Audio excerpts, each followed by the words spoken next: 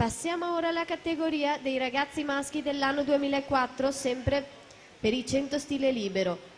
Sono previste 4 batterie. Nella prima troviamo Elia Zanella in corsia 2, Tommaso De Bortoli in 3, Tommaso Dalla Mora in 4, Francesco Salvalaggio in 5, Marco Gecchle in 6, Giacomo Venturini in corsia 7. Laura Mion 28,94, Teresa Malipiero 29,69, Noemi Grendenet 29,71.